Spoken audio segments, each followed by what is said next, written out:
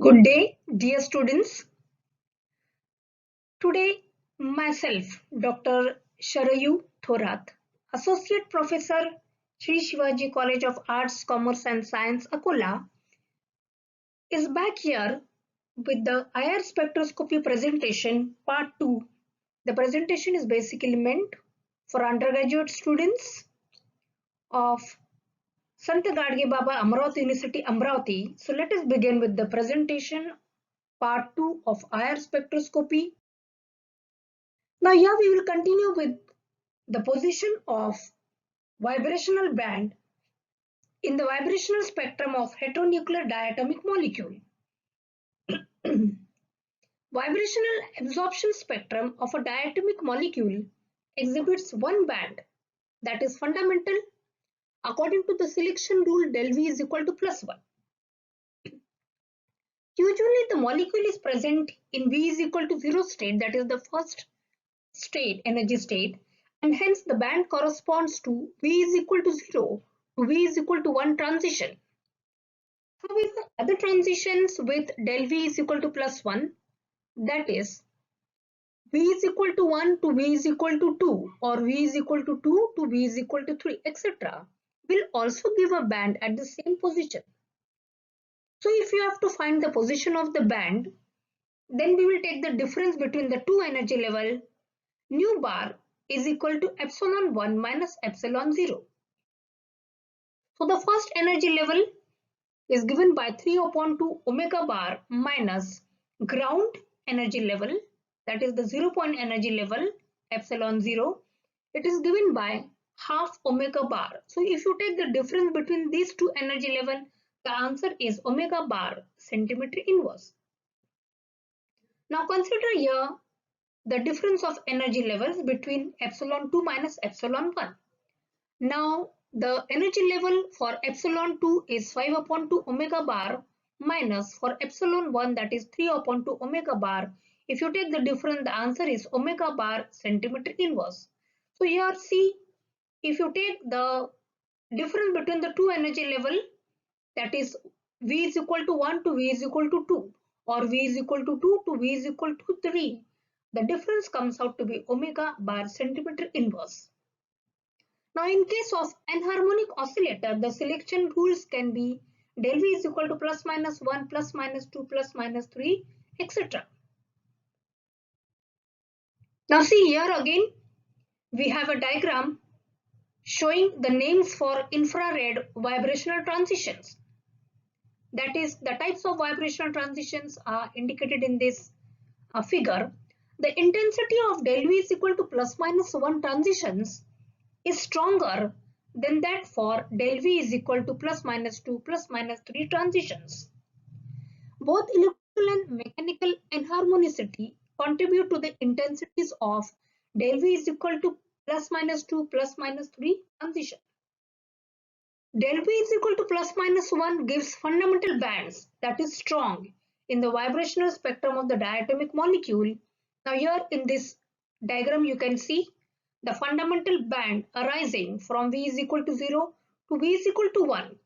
So this del V is equal to plus minus 1 gives fundamental bands which are strong in nature in the vibrational spectrum of the diatomic molecules. Whereas if you consider the bands with del V is equal to plus minus 2, plus minus 3, then these are called as the overtone bands which are very weak. Here in the diagram you can see the band from V is equal to 0 to V is equal to 2 or V is equal to 0 to V is equal to 3. This is the first overtone. This is the second overtone. These bands are weak in nature, very weak in nature, whereas the fundamental band is from V is equal to 0 to V is equal to 1. Then the band from V is equal to 1 to V is equal to 2. This is called as a hot band. So these are the names given for different infrared vibrational transition or the types of vibrational transitions. Now let us discuss the relationship between the vibrational frequency, or which is also called as oscillational frequency, and force constant of a covalent bond. If you consider a diatomic molecule as a simple vibrating harmonic oscillator, in such oscillator, the restoring force is proportional to the displacement of the atom from its original position. Now this is said to be the Hooke's law. Here you can see in the diagram, this is the unstretched spring. Okay, the spring which is not stretched, and according to the Hooke's law, force is equal to minus k into x, where k is the force constant or the spring constant and x is the displacement of this spring. Now if you pull it through a distance of x, okay, here you can see the spring pulled through a distance of x, and here you can see the spring which is pulled twice as much as in the first case. So it takes twice as much force to stretch a spring twice as far. That means if you have to stretch a spring twice of the distance as compared to the first one, if you stretch it twice, then naturally it will require twice as much force. So here the force which is required is F, and here since the spring is stretched twice the distance, the force required is 2F. So you can see that according to the force which is applied, the spring is stretched through a distance of x or through a distance of 2x. So according to the Hooke's law, the restoring force is proportional to the displacement of the atom from its original position. This is the original position of the atom.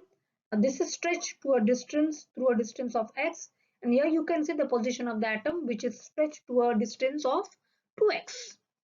So this is the Hooke's law that shows the relationship between the vibrational frequency and the force constant of a covalent bond. Now the restoring force per unit displacement is called as force constant.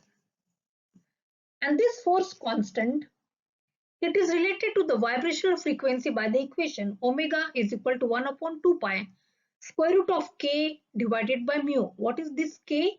K is the restoring force per unit displacement, which is called as the force constant. And this is related to the vibrational frequency omega.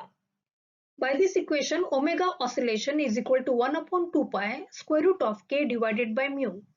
Or the equation can be written as k is equal to, if you remove the square root, k is equal to 4 pi square mu omega square oscillation.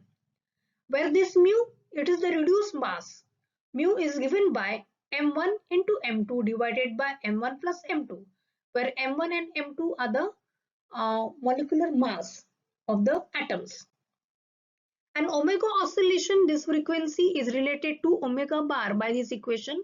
Omega is equal to C into omega bar, where omega bar is the vibrational frequency in terms of wave number, that is centimeter inverse. So thus, if this vibrational frequency is known, the force constant of a band can be calculated. So suppose if this is known or this frequency is known, then you can put the value in this equation and you can calculate the value of the force constant, that is K. So thus, if vibrational frequency is known to us, then you can calculate the force constant K of a bond.